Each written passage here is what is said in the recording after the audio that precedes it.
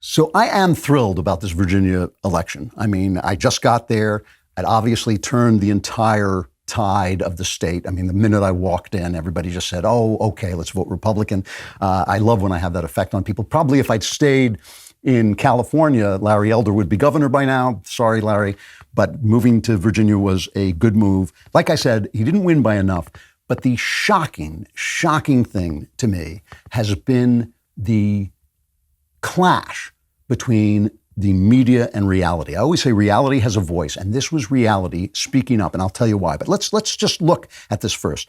You know, Chris Rufo, God love him, and Luke Rosiak too, helped parents fight against this critical race theory. And they are trying to gaslight people. Even the Wall Street Journal, shame on them, has been trying to gaslight people into telling parents that their children are not being taught critical race theory. Here's a montage. Here is an amazing montage of the media gaslighting parents in Virginia. There's cut 2. This election has become the latest to weaponize something called critical race theory. Critical race theory is it's become the new dog whistle, except you can actually hear it, so it's not really a dog whistle. Yeah, let's start there. Critical race theory not taught in Virginia schools. But it does show that Republicans are good. It's dishonest. It's not a good faith argument, but they are talented at branding. They're talented at making an election about certain issues, even if they don't have any basis in reality. One key issue for Youngkin, opposition to the teaching of critical race theory in schools. The curriculum is not taught in Virginia schools, and McAuliffe has called the tactic a racist dog whistle. What he calls critical race theory, even though it's not taught in Virginia schools. And the notion that critical race theory is being taught in Virginia classrooms. A lot of these voters, Chris, weren't able to exactly articulate what that means. A lot of them believe that critical race theory is being taught in the schools. They don't like that, but it's really not on the curriculum in Virginia. Critical race theory that is not taught in public schools in Virginia. Okay, so these are guys, I always love the fact that these guys are wearing tie. The guys are wearing ties, the women are dressed really nicely. They have the authoritative look.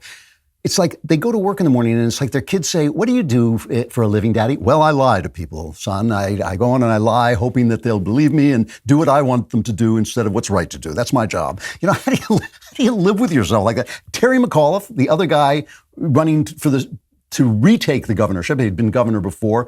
He has been accused of all kinds of corruption, misuse of funds, and all these things. He actually said the same thing as cut 8. He talks about critical race theory. Let's be clear, folks. Critical race theory has never been taught in the Commonwealth of Virginia. He says day one he's going to ban it. He's going to ban something that doesn't exist. He's going to. Here's the problem. COVID-19, the Chinese flu, the Wu flu, the flu Manchu came along, and suddenly parents were home. They were watching TV. They saw what their kids were being taught. Okay, let me play a couple of them. Here's a commentator. Her name is Shamika Michelle, talking about what she saw her children learning. This is cut 6.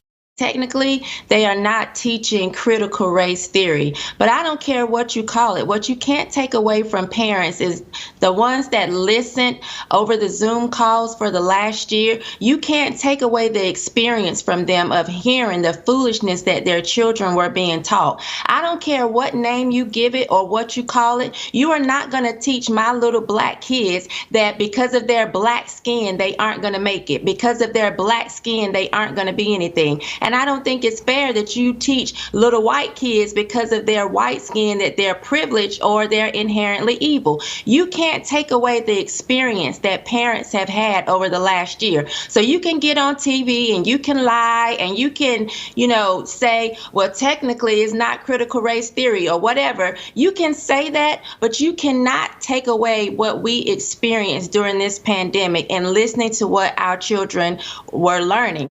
Who are you going to believe, Shamika, the media or your lying eyes? I mean, it's just like it was right in front of them. And their moms. Now, you know what a high opinion I have of the role of motherhood and of women who are actually there watching what their children are doing. Here's the other thing about moms. Moms don't just take care of their kid, they take care of everybody's kids, right? Because their kids come over for play dates and they have friends, and kids don't care what color you are. This is what is so disgusting about this, that the Democrats are pushing this on little children, because little children don't care. And so you come home with your friend, and you're a black kid, but your friend is a white kid. The mom is taking care of both these kids and doesn't want either of them being taught any of it. She mentions both. She says, I don't want my black kid being taught that he's a victim. I don't want your white kid being taught that he's an oppressor. Here's a lady in Loudoun County, Virginia, again, had the same experience. She witnessed this. She saw it while these media guys in ties and jackets, with the power that you have when you put a camera in front of somebody, when you put a microphone in front of somebody, you have this power that they misuse this power to gaslight people. These are the parents who saw what was happening to their kids. Play this mom. Let's cut 10. First, it was in early spring of 2020 when my 6-year-old somberly came to me and asked me if she was born evil because she was a white person, something she learned in a history lesson at school. Then you kept the schools closed for a year and a half despite the science indicating that it was safe for kids to return. And now you've covered up a rape, then arrested, humiliated, and falsely accused her parents of being domestic terrorists. I wish I could return my kids to LCPS. Private school is expensive, and I want my kids to be able to walk home from school with their friends in their own community. I refuse to allow you to destroy our schools. They are not your schools, they are our schools. You all should be ashamed, and you should have the moral courage to admit you are wrong and step down.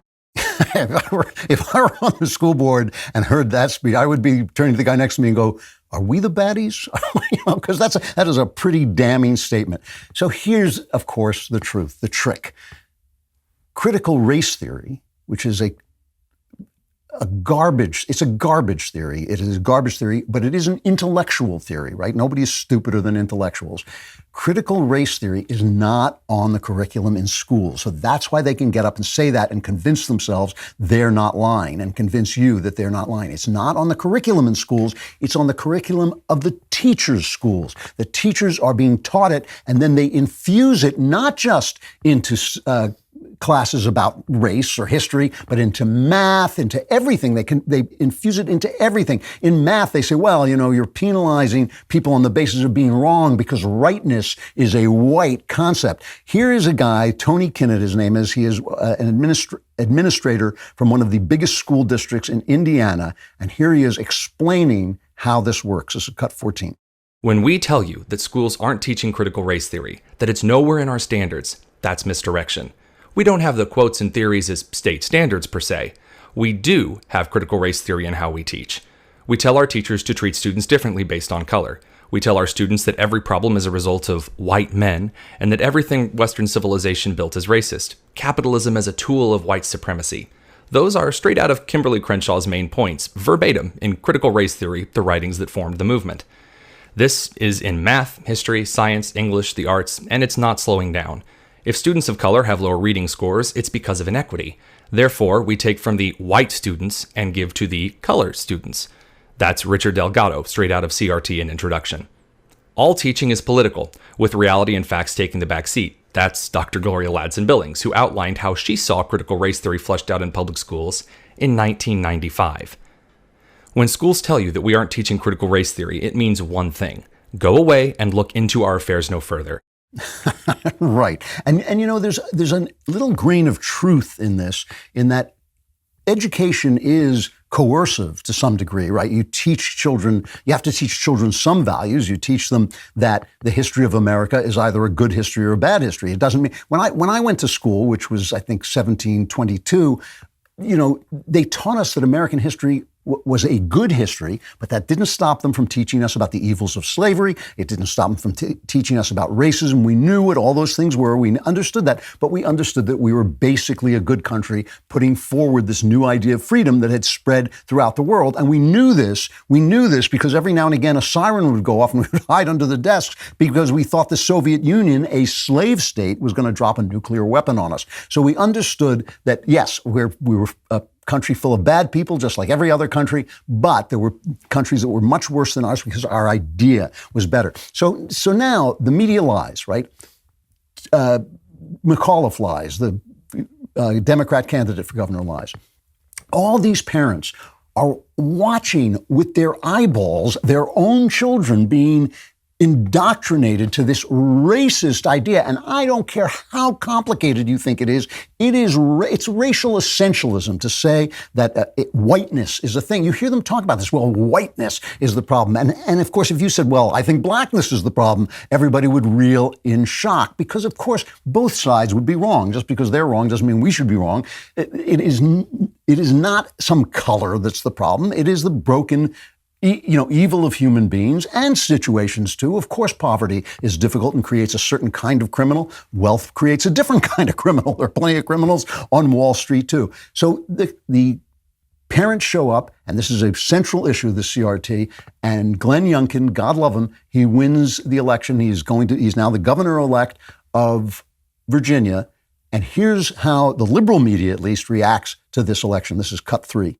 Glenn Youngkin played the race card for a reason, because he knows it works on certain white voters. He did stoke white grievance politics to mobilize a Republican base. He's laundered Trump's really sort of disgusting, flagrant out racism. He's wrapped it in education. Education, right, which is code for white parents don't like the idea of teaching about race. That's the fundamental problem for these parents and this anti-CRT movement. They don't like the way whiteness is being portrayed in these new, more inclusive lessons. This wasn't about those pocketbook issues. This was about how white kids feel talking about what black kids go through. The subtext of all this was, we can't let these black and brown people run the country. Glenn Youngkin running on critical race theory that he knew hit a chord around race. I think all the CRT stuff is trumped up dog whistling. Some of it was dog whistle racism.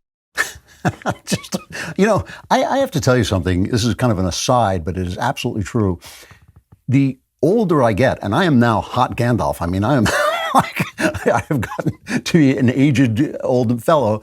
The less I understand human beings. When I was a young person, so help me, I had all these theories about why human beings did what they did, and I was absolutely certain of myself. And now today, when I say to somebody who's younger than me, when I say, I don't understand how people can do this, they always have an explanation. But I have reached that age where the wisdom of Socrates is mine, and I know I don't know anything. I do not know how a person goes to work and does what those people did. So help me, every now and again you come on a show and you make a mistake and you say something that's not true. You think it's true, but you say something that's not true. When that has happened to me, and I think it happened once, it was 1952, I think was the last time it happened, I stay up all night. I am so upset by that. These guys go in and tell open lies about the motives of people and the things that are actually happening to people's children, the things that are happening in school, and they go home and they sleep like babies. And I swear I have no explanation for that except that Eve ate an apple and gave it to Adam, and he ate the apple too. That's the only explanation I have, because really, really no theory covers the twisted hearts of human beings. So on the other side of this, though, is the fact that anybody with a little bit of common sense can see that the lies didn't work. I mean, at some point, you got to say, I lied, but now the police have got me. I better start making a deal so I don't go to prison forever, right? And you got a little bit of that. On the Today Show, one of the correspondents started a little glimmer of truth, sort of, kind of like Tinkerbell in the stage play of Peter Pan, just a flickering light, sort of to glimmer on NBC. And on the Today Show, the correspondent said this, cut 4. It just seems like the Democrats lost the culture wars in this election cycle, right? Virginia's new governor-elect Glenn Youngkin seized on a range of issues that seem to motivate parents, particularly in those all-important suburbs, which Mr. Trump lost. Issues from the controversy over mask mandates, what kids are taught in school, like critical race theory. Democrats, Terry McAuliffe in particular, tried to downplay those issues, to some extent ignore them altogether, to say that they weren't relevant. And the lesson is they may need to find a way to talk about them ahead of the midterms. The New York Times was the same way. The New York Times has been there's no critical race theory. It's all racism. But when they lost, it was like, maybe we should talk about something. Maybe we should be more moderate like we promised when we were running. If you like this content, and who wouldn't, subscribe and give us a like.